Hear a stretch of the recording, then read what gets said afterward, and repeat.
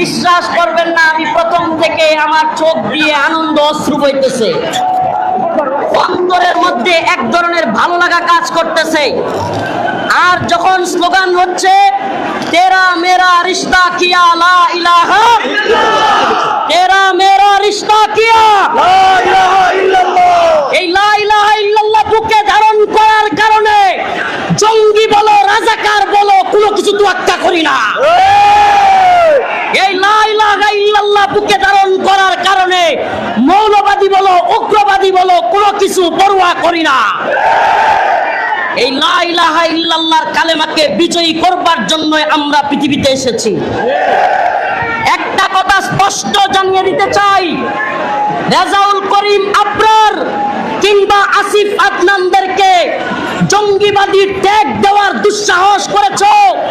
5 আগস্টের পরে এই দুঃসাহসের কারণে তোমাদের পরিণতি রেজাউল করিম আবরার কিংবা আসিফ আদনানদের গায়ে হাত দিয়া দেখো, তোমাদের পরিণতি হাসিনার চাইতেও ভয়াবহ হবে। ডক্টর মোহাম্মদ ইউনূস সাহেব কিংবা আসিফ নজরুল গ্যাংদেরকে বলতে চাই, শুনেন, হাসিনার জুলুমের শিকার আপনাদের চাইতে আমি রফিকুল ইসলাম মাদানী কিংবা এখানে যারা আছে তারা আপনাদের চাইতেও বেশি জুলুমের শিকার হয়েছে। আমাদের নজরানার উপরে, আমাদের ভাইদের শাহাদাতের উপরে দাঁড়ায়া আপনারা ক্ষমতার মসনদে দাঁড়াইছেন। একটু উল্টা পাল্টা কইরা মাইলস্টোনে 6 ঘন্টা পোলাপানে পেদানি দিছে, ভুলে গেছেন? উল্টা পাল্টা করবেন, এদেশে যাকে তাকে জঙ্গিবাদী তকমা দিবেন, আপনাদের পরিস্থিতি আরো ভয়াবহ হবে। আমরা বাংলাদেশে কোনো জাতিসংঘের মিশন কার্যালয় চাই না। এই গাজায় যখন মানুষ মরে মানবাধিকার কি করে? এদের মানবাধিকার হলো আল্লাহ এবং তার রাসূলের শান মানে যদি কেউ আঘাত করে তাদেরকে প্রটোকল দেওয়া হলো এদের মানবাধিকার। পার্বত্য চট্টগ্রাম এই বাংলাদেশ বিরোধী ষড়যন্ত্রকারীদের হাতে তুলে দেওয়া হলো এদের মানবাধিকার। বাংলাদেশের মানুষকে জঙ্গিবাদী ট্যাগ দেওয়া এইটা হলো এদের মানবাধিকার। বাংলাদেশের মানুষকে কারাগারে ভরে আমেরিকান এজেন্ডা বাস্তবায়ন করা হলো এদের মানবাধিকার।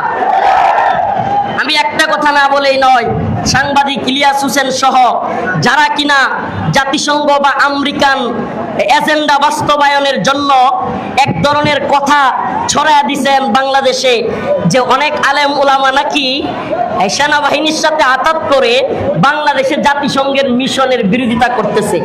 বাংলাদেশকে জঙ্গিবাদী রাষ্ট্র হিসেবে পশ্চিমারা সরে যাবে আর ভারত দখল করে নিবে। আরে শুনেন, এই সমস্ত থিওরি, এই সমস্ত কথা জাতির সামনে খাওয়ায়া আপনারা যদি অহংকারী হয়ে যান, মনে করেন আপনাদের সব গল্প সব কথা জাতি খাবে। স্পষ্ট ভাষায় বলে দিতে চাই, আমরা যেমন স্লোগান দিয়েছি দিল্লি না ঢাকা, তেমনি আমরা এখন স্লোগান দিব ওয়াশিংটন না ঢাকা, ওয়াশিংটন না ঢাকা, ঢাকা ঢাকা। আমেরিকার কালো হাত ভেঙে দাও, ঘুরিয়ে দাও, ভেঙে দাও, গুড়িয়ে দাও। আখেরি পয়গাম আপনাদের প্রতি থাকবে, জামাত হেফাজত চরমোনাই মতানৈক্যের সময় এখন নয়। প্রিয় হাজিরিন, আপনাদেরকে বলি সকলকে ঐক্যবদ্ধ হন।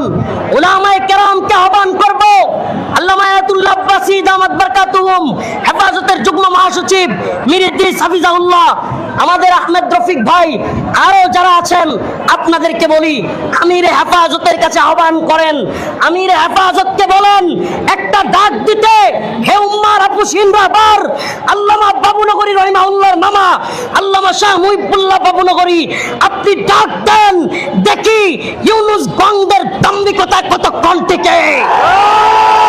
আরেকটা কথা, আখিরি কথা বলে যাই, এরা আমাদেরকে বলে আমরা নাকি 5 আগস্টের আগে কথা বলতে পারি নাই, এখন নাকি অমুকের তমুকের আন্দোলনের কারণে আমরা কথা বলতে পারি। আল্লাহ মাফ করো, অহংকার না। আরে রফিকুল ইসলাম মাদানীরা 5 আগস্টের আগে যেমনি কথা বলছে, 5 আগস্টের পরেও তেমনি কথা বলছে। এক কসুর প্রধানমন্ত্রী মানিয়া বইলেও ক্ষমা চাই নাই। কারাগারে এনএসএ এর গোয়েন্দা সংস্থার লোকেরা গিয়েছে, আল্লাহর কসম করে বলি প্রতিবাদ করেছি, উল্টা বিরোধিতা করেছি বলে, মোদির বিরোধিতা করেছি বলে আমার সমস্ত হাইকোর্টের মামলার জামিন আবার বাতিল হয়ে গেছিল। আমরা তোদের কোনো পরোয়া করে, তোদের কোনো এই দুকান্না বিষয়ে আমরা খাই না। আমরা আল্লাহর উপর তাওয়াক্কুল করি, আল্লাহকে বিশ্বাস করি। বাংলাদেশে যেমনিভাবে ভারতীয় সাম্রাজ্যবাদকে উৎখাত করেছি, মার্কিন সাম্রাজ্যবাদকে উৎখাত করে ছাড়বো ইনশাআল্লাহ। হে প্রিয় উম্মাহ, একত্রিত হও, গর্জে ওঠো, লা ইলাহা ইল্লাল্লাহর পতাকা নিয়ে। জঙ্গি মৌলবাদী শুনবার টাইম নাই। সমস্ত আগ্রাসনের বিরুদ্ধে আমাদেরকে দাঁড়াতে হবে। নাসরুম মিনাল্লাহ। আমরা এই ভূখণ্ডে ইনশাআল্লাহ দিন বিজয় করে ফিরবো ইনশাআল্লাহ। সংগ্রামী সাথী বন্ধুগণ, এই পর্যায়ে বক্তব্য নিয়ে আসছেন স্বৈরাচারের রোশানলের শিকার, কারা নির্যাতিত মজলুম আলেমীন বিশিষ্ট দায়ী মাওলানা মুফতি মাহমুদুল হাসান গুনবী। এই পর্যায়ে বক্তব্য নিয়ে আসছেন মাওলানা মুফতি মাহমুদুল হাসান গুনবী।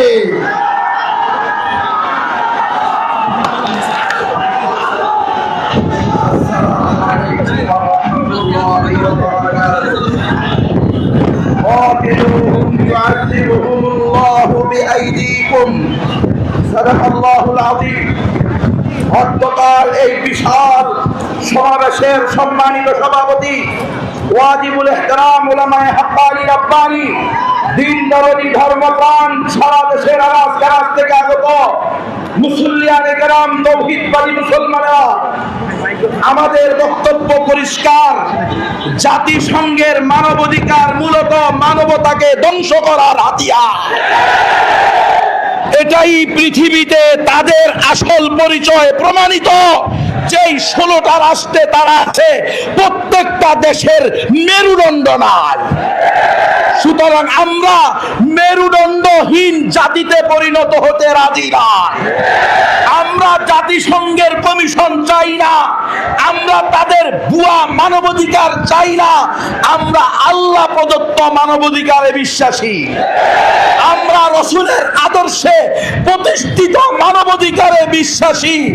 আমরা বিশ্বাস করি নবুয়তের আদলে সাহাবায়ে কেরামের পদ্ধতিতে যদি আমরা আমাদের পথ চলি, কোন সুপার পাওয়ার আমাদের উপরে দাদাগিরি করতে পারবে না। আমি ওই ছাত্র ভাইদের ভাষায় বলতে চাই, তালেবানের ভাষায় বলতে চাই, আমরা কোন আন্তর্জাতিক সংগঠনে বিশ্বাসী না। আমরা এই সমস্ত মানবাধিকার সংগঠনে বিশ্বাসী না। তালেবানদের বিরুদ্ধে বলেছিল যে আন্তর্জাতিক আদালত তাদেরকে নিষিদ্ধ ঘোষণা করছে। তাদের ব্যাপারে 2 জন নেতার ব্যাপারে তারা তাকে গ্রেফতারি পরোয়ানা জারি করছে।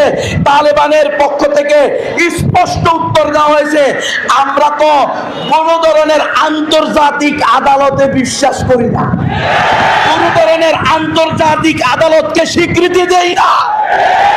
তালেবানটা কিসে মরে গেছে? আজকে কথা বলা হয় দেশকে তালেবান বানাবেন। এই বেটা বেআক্কল, গাদা, বেকুব, বেহুদা, বেরাজা, বেহসম, বেহায়া। সারা বিশ্ব যেখানে তালেবানের কাছে মাথা মতো,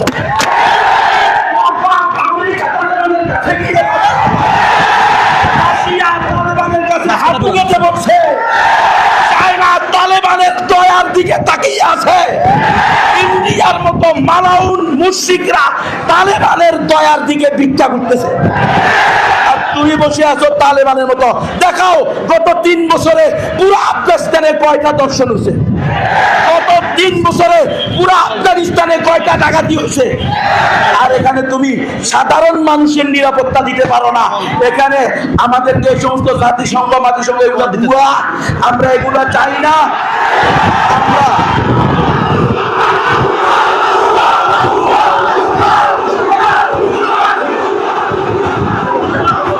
আমরা মুহিবুল্লাহ বাবু নবীর রহমতুল্লাহ আলাইহির কাছে আমরা সকলে যাব। হুজুরকে আমরা বলবো, হুজুর আপনার আব্বা ছিল মুজাহিদে আজম, আপনার মামা ছিল কায়েদে মিল্লাত, আপনার বাগিনা আমার শাইখ মুর্শিদ আল্লামা হাফেজ শাহ জুনায়েদ বাবুনগরী, তিনি আমাকে বলেছেন, গুনবী এই সমস্ত গণতন্ত্র মন্ত্র দিয়ে হবে না, ফেদাইর দিন তৈরি করতে হবে। নাসরুম মিনাল্লাহি ওয়া ফাতহুন কারীম। সংগ্রামী সাথী বন্ধুগণ, 30 সেকেন্ড একটা স্লোগান দিতে চাই। মানবাধিকার কমিশন ভুয়া, মানবাধিকার কমিশন, মানবাধিকার কমিশন, মানবাধিকার কমিশন, মানবাধিকার কমিশন, মানবাধিকার কমিশন, মানবাধিকার কমিশন, মানবাধিকার কমিশন, মানবাধিকার কমিশন,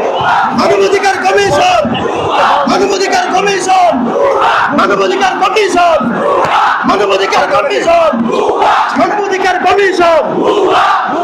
সংগ্রামী সাথী বন্ধুগণ, এই পর্যায়ে বক্তব্য নিয়ে আসছেন স্বৈরাচারের রোষানলের শিকার মাজলুম কারাবন্দী লেখক ও গবেষক, শুধু তাই নয়, যিনি 24-এর গণঅভ্যুত্থানের অন্যতম রাজপথের নেতা, লেখক ও গবেষক, বর্তমান সময়ে আবার তাকে নতুন করে মামলা দিয়ে বাংলার জমির ইসলাম পন্থাকে থামিয়ে দেওয়ার চেষ্টা করা হচ্ছে, সেই আসিফ আদনান ভাই এই পর্যায়ে বক্তব্য নিয়ে আসছেন।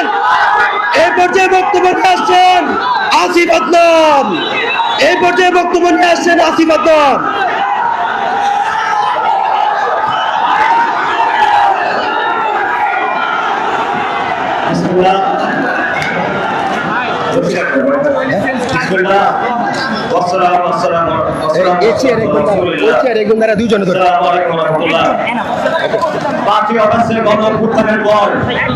বাংলাদেশের মানুষের আশা ছিল দেশ বিরোধী চুক্তিগুলো বাতিল হবে, গোপন বাণিজ্য চুক্তি প্রকাশ করা হবে, জঙ্গিবাদ বিরোধী নাটক বন্ধ হবে, বিদেশি শক্তির দাবেদারি বন্ধ হবে। কিন্তু আমরা কি দেখলাম? আমরা দেখলাম আমেরিকার সাথে গোপন চুক্তি হচ্ছে। আমরা দেখলাম জাতিসংঘের মানবাধিকার পরিষদের কার্যালয়ে চালু করা হচ্ছে। আমরা দেখলাম জঙ্গিবাদের নাটক শুরু করা হচ্ছে।